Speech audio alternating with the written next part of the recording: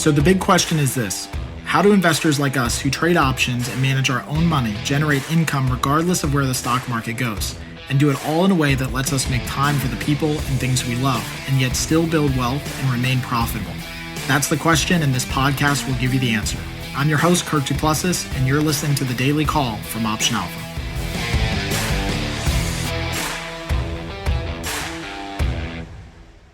Hey everyone, this is Kirk here again from OptionAlpha.com, and welcome back to The Daily Call. Today we are going to hopefully describe everything you need to know about margin calls, and particularly margin calls for options trading. So without going into too much like nitty-gritty terminology, because I think people get lost sometimes in the mud, like worrying about the specific price ranges and the specific percentages that are affected, I want to help you understand basically what happens with margin calls when you're trading options. The first thing that we have to understand is that margin calls do not mean that you're actually borrowing on margin. That usually happens when you invest in stocks. So somebody could borrow on margin. You could invest $50,000 into a stock and then borrow another $50,000, basically secured by that stock and that investment that you have. And you can borrow on margin. Now that costs money and there's margin interest that has to be charged by the brokers. That's not what we're talking about necessarily with options trading. With options trading, margin usually refers to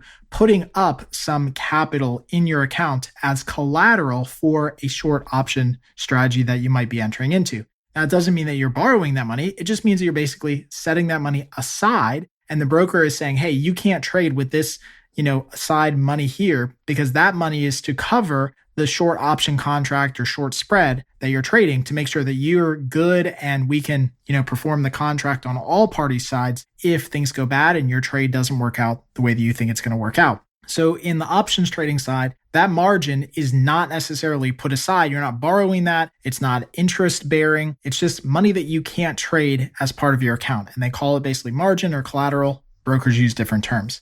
The other thing we have to understand is that margin does not apply to any option strategies in which you pay a net debit, or let's say most option strategies in which you pay a net debit. So if you're paying to get into an option strategy, you're buying a call option, buying a put option, buying a debit spread, buying a butterfly, anything where you're paying money and that ends up being your maximum possible risk, well, you've already put up the money that you could potentially lose, so you don't have the ability to lose more than that unless you change the structure of the trade later on. But in that case, you are putting up the money and that's the amount of money that you're at risk. So you really wouldn't have a margin call per se because there's nothing you're putting up in margin.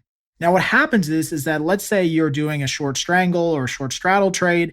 You take in a couple $100s of premium, but you have to put up aside in the account a couple $1,000s of premium or a couple $1,000s in margin to cover the position in case it goes bad.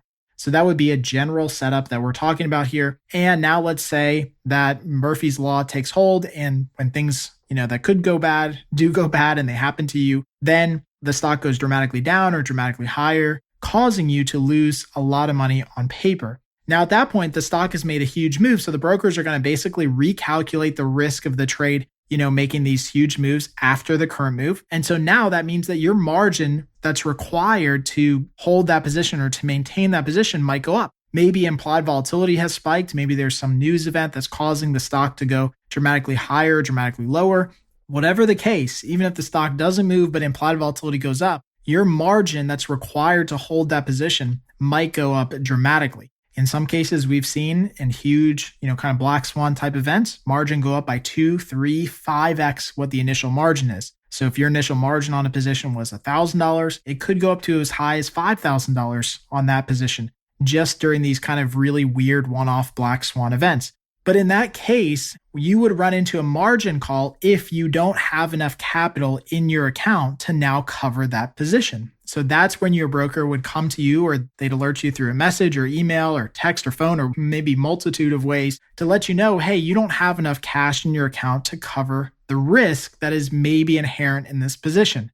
Now I stop here and I pause and I say, because you don't have enough cash in your account to maybe cover this position, you have one of two major ways to get your position or your account back underneath of that margin call situation. The first way is to transfer money over to your account. Now, what I always tell people is that if you have money in other accounts, you better have a good idea of how quickly that money needs to get there or how quickly it can get there. I've seen people who say, well, I've got money in stocks or I've got money in this. And that means that I can, liquidate the stocks and then transfer it over. Well, liquidating the stocks and then clearing that liquidation to be able to then transfer money over might take 2 days or might take 24 hours. In most cases, when you get a margin call, you have to satisfy that call very, very quickly. So if you can transfer money over, just make sure that wherever that money is, it can be sent to your brokerage account literally the same day if needed, or at the very latest 24 hours later.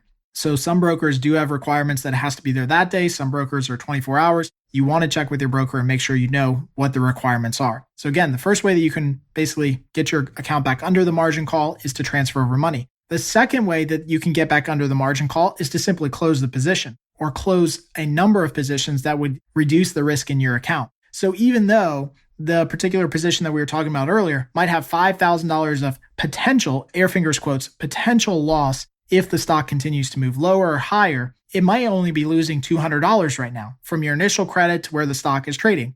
So you close the thing, you take a $200 loss, but you reduce or basically eliminate this $5,000 margin risk that you have, or basically holding risk in your account. So that's the second way that you can kind of cover these margin call positions or get your account back under the margin call threshold.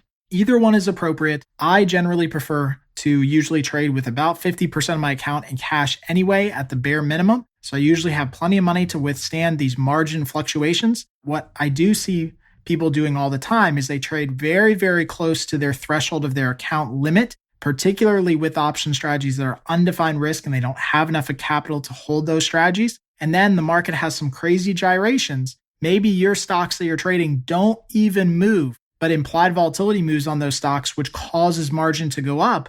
Your broker, at the end of the day, if you don't satisfy your margin requirement by transferring money or closing the positions, your broker is going to close those positions for you and remove the risk of your account. So they're not dummies. They're not going to stand by and just let you kind of blow up your account and have too much risk than you can handle or that you can cover with cash. They will go into your account at the end of the day, if you haven't done anything, assuming that you're maybe off the planet, off grid, can't get a hold of you, etc. They will close out those positions for you at probably worst possible pricing. So when usually we have these huge black swan events, what kills people in these events is not the actual move of the underlying security, not how the options are then priced. It's the margin to hold the position. Because if you have the margin to hold through some of these gyrations, you usually end up very, very well off. And so that's really the key lesson for today is keep a lot of cash, keep your margin available, huge cushion, because you don't know at any point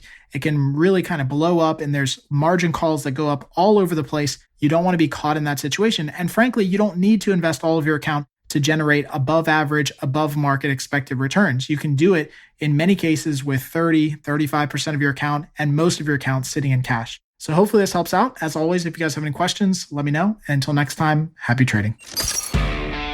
Thanks for joining us on the Daily Call. Be sure to subscribe right now for more daily options trading ideas, strategies, and tactics to help you learn how to place smarter, more profitable trades. And if you like what we're doing, don't forget to give us a rating and a review so we can continue to bring you the best daily content possible.